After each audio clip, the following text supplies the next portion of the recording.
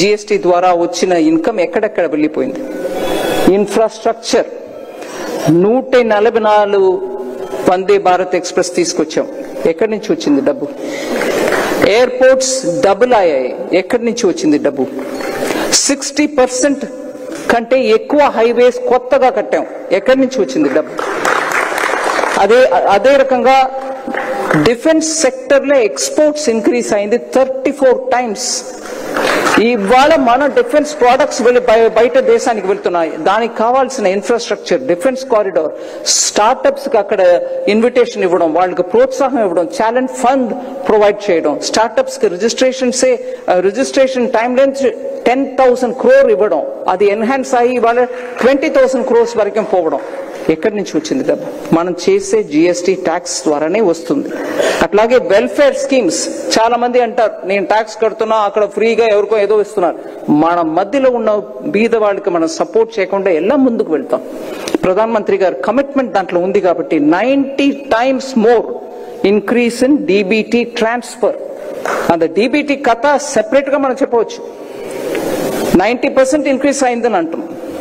Actually దగ్గర 3 లక్షల కోట్ల రూపాయలు మిగిలింది గవర్నమెంట్ కి. అంతమంది బోగస్ వాళ్ళందరినీ తీసేసాం. ఆధార్ బెనిఫిట్ కార్డు చూపించు, ఆధార్ బ్రిడ్జ్ ద్వారా ఆథెంటికేట్ పెట్టు. So tax payers money is going for I don't know what. మేము మిడిల్ క్లాస్ పే చేస్తున్నాం. నేను మిడిల్ క్లాస్ తాం బాబు, నేను ట్యాక్స్ ఇవ్వడం పే చేస్తాం, ముందు పే చేశాను. మన డబ్బుని సరిగా యూజ్ చేసే గవర్నమెంట్ మనకు కావాలి. ఆ డబ్బుని వేరెక్కడో ఖర్చు పెట్టడానికి గవర్నమెంట్ అక్కర్లే మనకి. అట్లాగే మనం ఆ డబ్బు సరిగా యూజ్ చేసే గవర్నమెంట్ ఉండాలి. కాబట్టి ఆ డీబీటీ ద్వారా ఎక్కడెక్కడో పుట్టిన పిల్లలకి పోతున్నాయి, చచ్చిపోయిన వాళ్ళకి పోతుంది. ఇవన్నిటిని కరెక్ట్ చేసి 3 లక్షల కోట్ల రూపాయలు దాంట్ నుంచి మినహాయించాం. We saved it back. Fraud account కి వెళ్ళడాన్ని ఏ నాడు పిఎం గారు ఒప్పుకోరు, అందువల్ల అది మిగిలింది.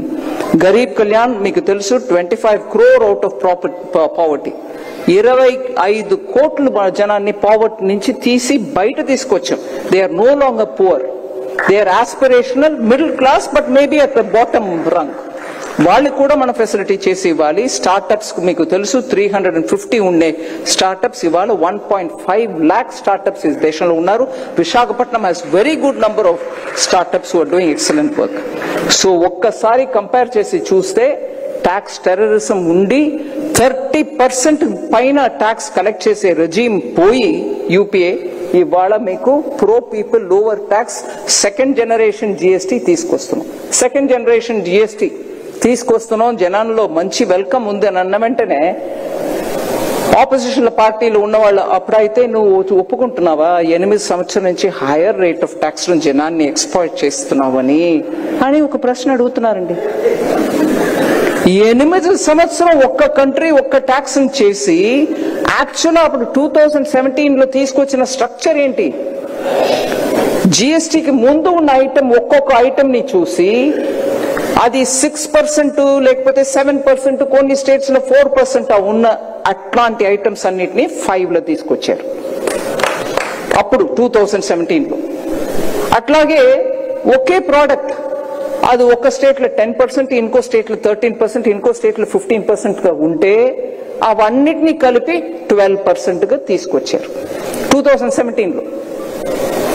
అట్లాగే ఒక ప్రోడక్ట్, ఏదో ఒక ప్రోడక్ట్ అది ఒక్క స్టేట్ లో 16%, ఇంకో స్టేట్ లో 21%, ఇంకో స్టేట్ లో 22%, రకరకాలుగా ఆ ఒక్క ప్రోడక్టే ఉంటే అవన్నిటినీ కలుపుగట్టుగా 18% తీసుకొచ్చారు.